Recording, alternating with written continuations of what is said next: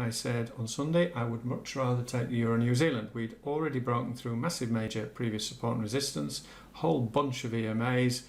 We'd broken through the whole number higher up here. So standard tactic, we wait for the breakout, we look for the pullback. We had one the first time, and this was a few weeks ago, and that moved 200 pips. And then on Tuesday, I think, well, in the live session I showed you, I just caught this one, and that was my mistake on the demo. I should have put the order in at 164.90. I put it at 164.97, and somehow for once the luck was on my side. So this particular trade now, my initial stop was up here 75 pips away. It has now done more than twice the risk. It has come down to the area where it previously stopped the other week, which also happens to be the whole number in here, and a lot of pairs have been reacting to whole numbers of late. So I am going to take off 75% of this trade now and leave the balance to run. And if you want to part close a trade, make sure you haven't got one step trading on, and we are going to go to close, but we had one whole lot in here. We only want to close 0.75 of it, so we're going to close.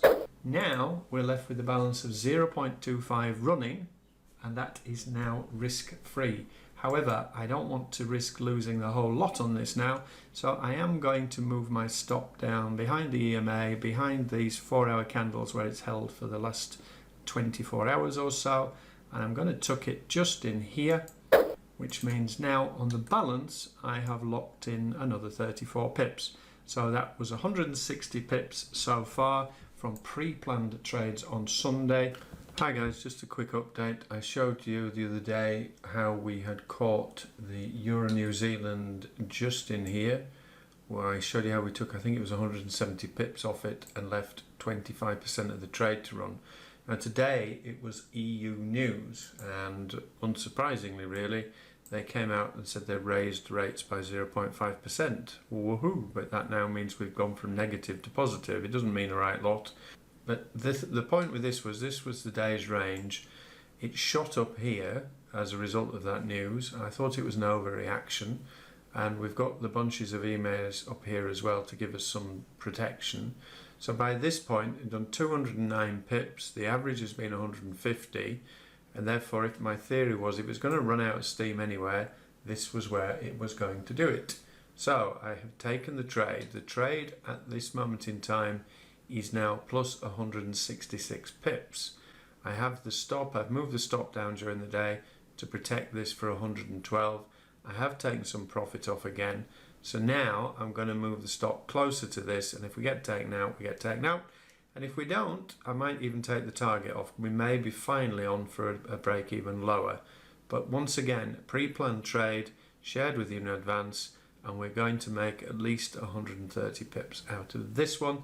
So that means combined for this week, we have had over 300 pips from one pair on a pre-plan. So I'm going to move the stop now.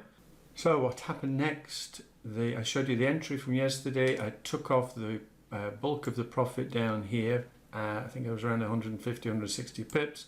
I moved the stop last night here on the 4-hour. I followed it down and I put the stop in here above this area where it was consolidating, and the blooming thing came out and took me out. It must have been by a fraction of a pip it's taken me out, and it's continued to drop. So it did go another 120 pips. And I said initially in the video yesterday that there was always a chance this could keep going, and at the moment it looks it does. But bottom line is 2 trades, over 300 pips worth of profit. That's almost a month's target, all pre-planned in advance on Sunday and shared with you during the week. Have a great weekend. Catch you later.